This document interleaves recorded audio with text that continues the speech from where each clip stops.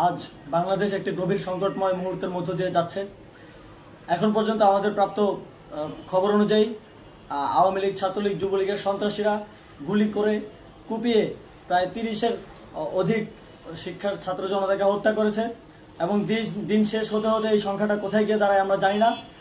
এরই প্রেক্ষিতে আমরা একটি সিদ্ধান্ত নিয়েছি, আমাদের একটি জরুরি সিদ্ধান্ত মোতাবেক আমাদের যে 6 তারিখের যে লং মার্চ টু ঢাকা কর্মসূচি ছিল সেটাকে আমরা একদিন এগিয়ে নিয়ে এসেছি।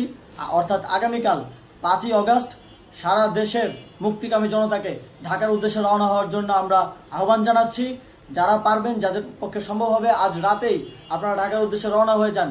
আমরা আগামীকাল সারা দেশের মুক্তিকামী জনতাকে ঢাকায় আসার আহ্বান জানাচ্ছি।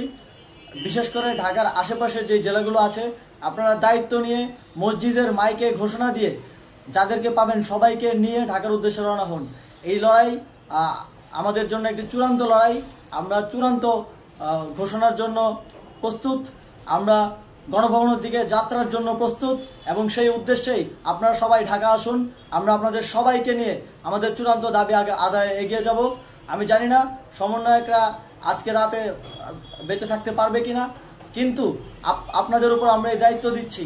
আপনারা সবাই নিজ দায়িত্বে ঢাকায় আসবেন আগামীকাল এবং পরশু পরিস্থিতি বিবেচনা করে পরশু গণভবনের দিকে 4 দিক থেকে আমরা রওনা হব। আমরা খুব আতঙ্কের সাথে লক্ষ্য করছি যে ছাত্রলীগ, যুবলীগ এবং আওয়ামী লীগের গুন্ডারা পুলিশের অস্ত্র দিয়ে পর্যন্ত সাধারণ জনগণের উপর হামলা করছে।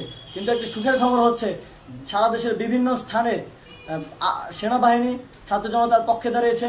আবার কিছু কিছু জায়গায় যেমন মিরপুর ও মোহাম্মদপুরে সেনাবাহিনী ছাত্র জনতার বিপক্ষে দাঁড়িয়ে গুলি চালাচ্ছে। আমরা সেনাবাহিনীর প্রতি আহ্বান জানাতে চাই, আপনারা এদেশের নাগরিক এবং আপনারা এদেশের নিরাপত্তার দায়িত্বে আছেন, এদেশের জনগণের যানবাহনের নিরাপত্তার দায়িত্বে আছেন। আপনারা দেশের পক্ষে এবং দেশের জনগণের জন্য কাজ করবেন। কোনো খুনি সরকারের জন্য, কোনো খুনি রাজনৈতিক দলের জন্য কাজ করবেন না। এটি এদেশের জনগণ আপনাদের থেকে প্রত্যাশা করে। আমাদের এই আন্দোলনে সম্পূর্ণ সমর্থন দিয়ে হয় নিরপেক্ষ থাকুন অথবা এই খুনি বাহিনীকে, সরকারের খুনি বাহিনীকে প্রতিহত করুন, তাদেরকে যথাযথ শাস্তির আওতায় নিয়ে আসুন। যেই কারফিউ সরকারের পক্ষ থেকে ঘোষণা করা হয়েছে, আমরা স্পষ্টভাবে বলতে চাই সেনাবাহিনী এই ধরনের কোনো কারফিউ বাস্তবায়নের জন্য মাঠে না নামে।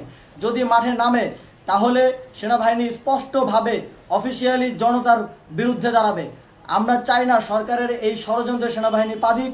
সেনাবাহিনীকে জনতার বিরুদ্ধে দাঁড়ানোর যে ষড়যন্ত্র সরকার রচনা করছে সেটিতে সেনাবাহিনী পা দিবে না, এই বিশ্বাস আমরা রাখতে চাই।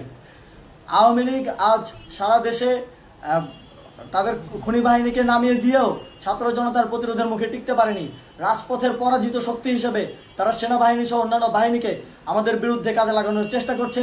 এই চেষ্টাকে, এই ষড়যন্ত্রকে ব্যর্থ করতে হবে এবং আগামীকাল সারা দেশে মসজিদে মসজিদে ঘোষণা দিয়ে ঢাকার উদ্দেশ্যে আপনারা রওনা হন। প্রত্যেকটি পরিবার থেকে অন্ততপক্ষে একজনকে ঢাকার উদ্দেশ্যে রওনা করে দিন, এই ইতিহাসের সাক্ষী হতে, একটি নতুন বাংলাদেশের অভ্যুদয় ঘটানোর একজন কর্মী হতে।